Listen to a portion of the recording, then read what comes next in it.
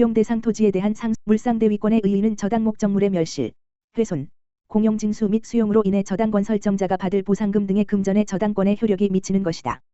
물상대위권 행사의 요건 및 방법. 담보물권자가 물상대위권을 행사하기 위해서는 수용보상금의 지급 또는 인도 전에 이를 압류해야 한다. 이는 물상대위의 목적이 되는 금전 기타 물건의 특정성을 유지하여 제3자에게 불측의 손해를 입히지 않기 위함이다.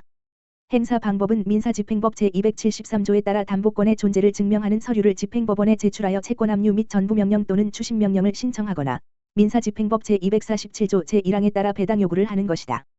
물상대위권 행사는 일반 채권자로서 강제 집행을 하는 것이 아니므로 별도의 판결문 등 집행권원을 필요로 하지 않는다. 사업시행자가 보상금을 변제 공탁한 경우 그 공탁금이 출급되기 전까지는 지급이 있었다고 할 수 없다. 이는 보상금의 변제 효과와는 별개의 문제이다. 압류는 반드시 저당권자 스스로 해야 하는 것은 아니다. 이미 제3자가 압류하여 그 금전 또는 물건이 특정된 이상 저당권자는 스스로 이를 압류하지 않고서도 배당 요구 등을 통해 물상대위권을 행사할 수 있다. 물상대위권 행사의 시기 및 종기. 공익사업을 위한 토지 등의 취득 및 보상에 관한 법률에 의한 사업인정의 고시가 있으면 수용대상 토지에 대한 손실보상금의 지급이 확실시되므로 토지 수용의 재결 이전 단계에서도 담보물권자는 물상대위권을 행사할 수 있다. 물상대위권의 행사는 늦어도 민사집행법 제247조 제1항 각 호에서 정하고 있는 배당 요구의 종기까지 해야 한다.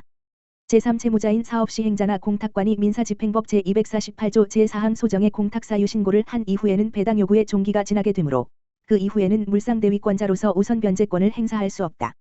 다른 채권자와의 관계 및 효력. 수용보상금에 대하여 다른 일반 채권자가 먼저 가압류나 압류의 집행을 하였다고 하더라도 담보물권자는 배당 요구 종기 전까지 물상대위권을 행사하여 일반 채권자보다 우선하여 변제받을 수 있다. 담보물권자가 물상대위권을 행사하기 전에 양도 또는 전부명령 등에 의하여 보상금 채권이 타인에게 이전된 경우라도 보상금이 직접 지급되거나 강제 집행 절차에서 배당 요구의 종기에 이르기 전에는 여전히 그 보상금 지급 청구권에 대한 추급이 가능하다. 근저 당권자가 물상대위권 행사를 위한 압류를 하지 않고 일반 채권에 기하여 가압류만 하고 있던 중에 다른 채권자가 압류를 하여 공탁관이 사유신고를 하게 되면 그 이후에는 단순한 가압류 채권자로서 다른 채권자들과 안분배당을 받을 뿐이다. 저당권자가 물상대위권의 행사에 나아가지 아니한 채 수용대상 토지에 대하여 담보물권에 등기가 된 것만으로는 우선 변제를 받을 수 없다. 따라서 다른 채권자가 배당을 받아 이득을 얻었다고 하더라도 저당권자는 이를 부당이득으로서 반환 청구할 수 없다.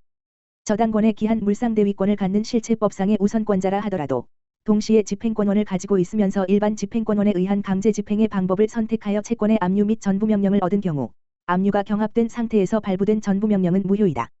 이는 집행 절차의 안정과 평등 배당을 기대한 일반 채권자의 신뢰를 보호하기 위함이다. 사업시행자가 수용보상금을 국세징수법상의 체납처분에 의한 압류만을 이유로 하여 집행공탁을 하고 공탁사유 신고를 하였다 하더라도 이는 집행공탁의 요건을 갖추지 못한 경우이다.